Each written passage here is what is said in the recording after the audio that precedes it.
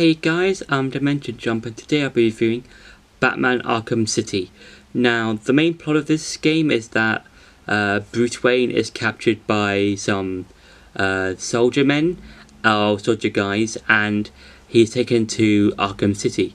And he is kind of taken prisoner by Hugo Strange and the Joker, I think, because they are both working together.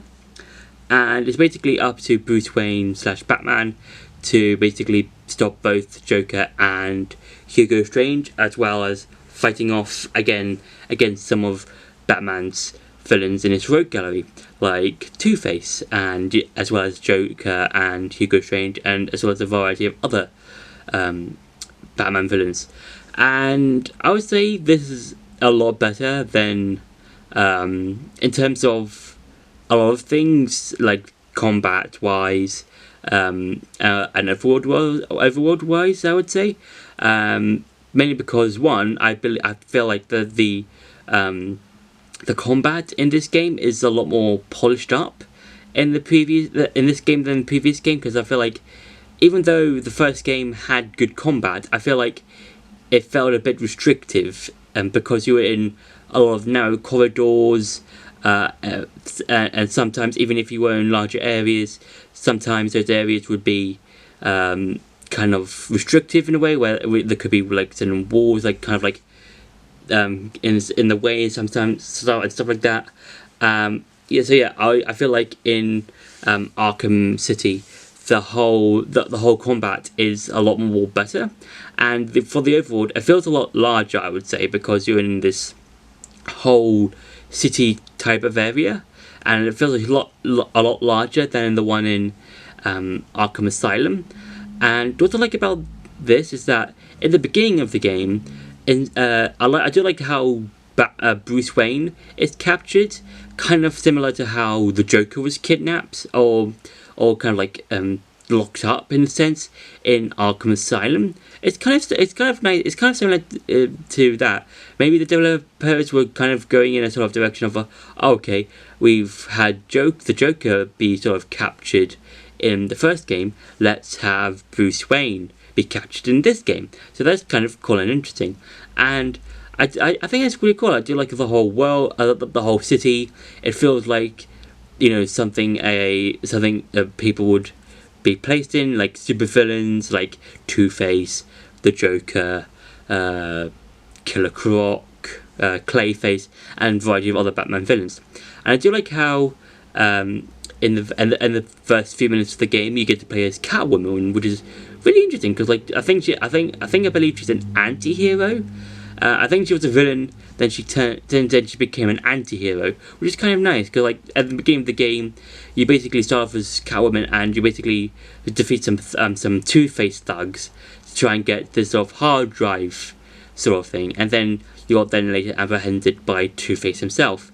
And I do like how you get to fight Two-Face later, like a few minutes later in the game, and you basically just dangle him over this like pool of, I believe, acid or something.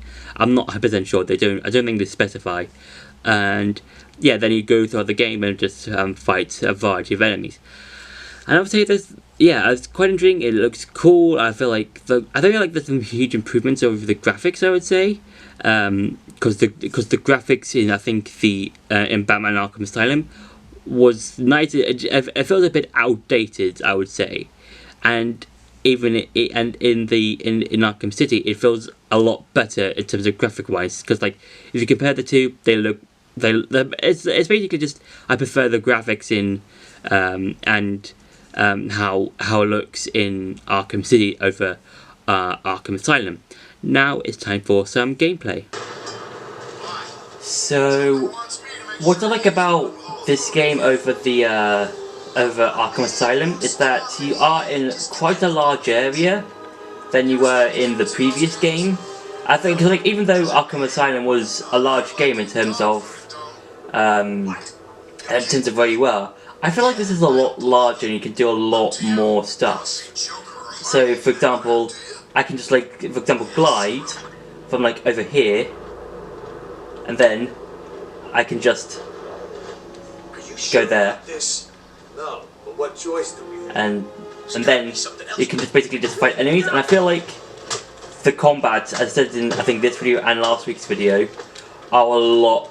This game in terms of combat is a lot more streamlined, and it doesn't feel as awkward to control Batman. And I think that's really interesting because like it's just like this was a whole lot better, and it just doesn't feel awkward just to control Batman.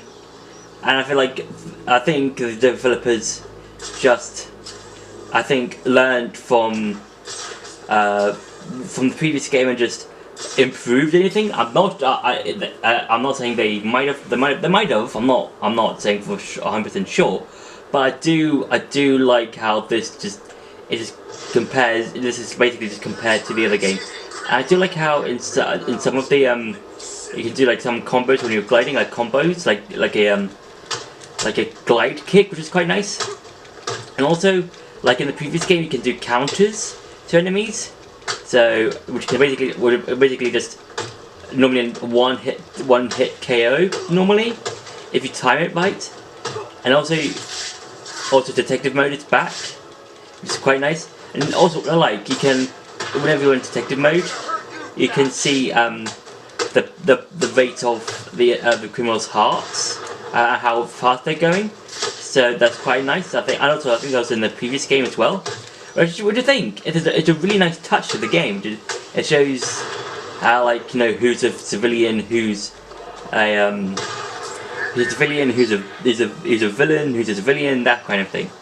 And yeah, and that's quite nice. And I do like how just the things. It's just for, and also I feel like the graphics are a lot more polished, I would say, in terms of everything, because if you look at Batman here, he feels a lot. His character model looks a lot better than in Arkham Asylum. I feel it doesn't feel awkward, and I do like how you can, sometimes get like different tracker signal things, and that's quite fun. I quite like that. That's quite nice. And yeah, this is a really great looking game. I think it feels a lot better than the usual game. So that's been it for the gameplay. Now it's a good time to go back to the review. So one of the things I quite like about the game is that you can have Batman dress up in some of his comic book suits. So you've got his Batman v Superman suit, you've got Earth 1 Batman, you've got Batman Beyond suit, you've got the in-game suit, and you've got several other suits you can have Batman wear throughout the game. And I think that's really nice. That's a nice touch. It's again like with it's kind of like the Spider-Man games, the more recent ones. How within those games you can have either Peter Parker or Miles Morales dressed up in different suits, whether it's in an in-game version of a suit or something more to the comics. And I feel like that's really interesting because like you can have Batman go around in the Batman Beyond suit in 1 minute, and then have Batman go around in his in-game costume the next. The only thing about that is that whenever you're in cutscenes or when you're talking to, like, let's say Catwoman or the Joker or whatever, you'll be reverted into your in-game costume, which I feel like it would be a lot cooler if you were in the costume that you picked. Kind of like how the Spider-Man games did that, in a sense that whenever you were in a specific cutscene as Spider-Man, you would always be wearing the suit that you had just picked. So for instance, if I was playing Spider-Man Miles Morales, and I had the let's say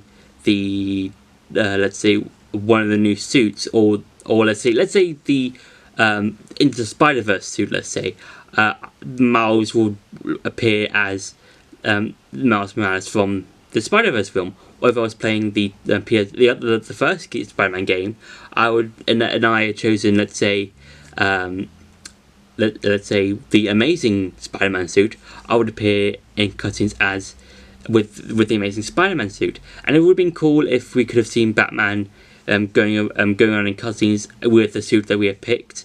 So that would have been cool. But apart from that, it's a very fun game, and I like going around in the different suits, playing as Batman in those suits and seeing how they work well in their gameplay and in around the city. And so yeah, I think it's really fun. It's really interesting, and it's a really cool Batman game. So that's been my review for Batman Arkham City. I hope you enjoyed this video. Don't forget to like, share, and subscribe, and I'll see you in the next video.